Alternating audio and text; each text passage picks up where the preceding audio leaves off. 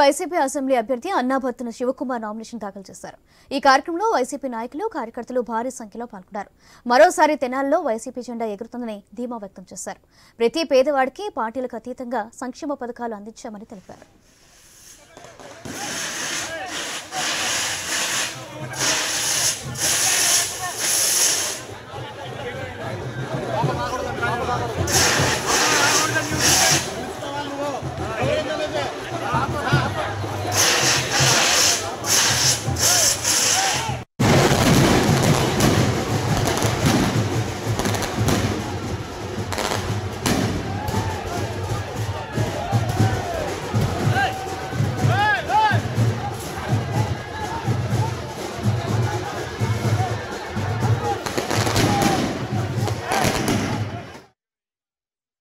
NT రామారావుకి మా తండ్రి గారు విశ్వసనీయతతో విశ్వాసంగా ఉండి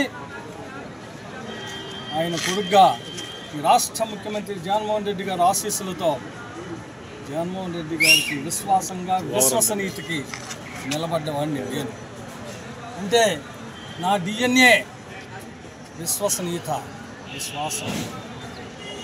మీ DNA వెన్నుపోటు.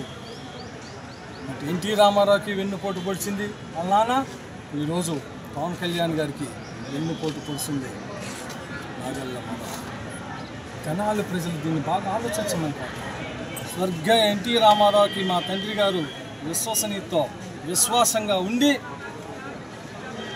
ఆయన కొడుగ్గా రాష్ట్ర ముఖ్యమంత్రి జగన్మోహన్ రెడ్డి గారి ఆశీస్సులతో జగన్మోహన్ రెడ్డి గారికి విశ్వసనీయతకి నిలబడ్డవాడిని నేను.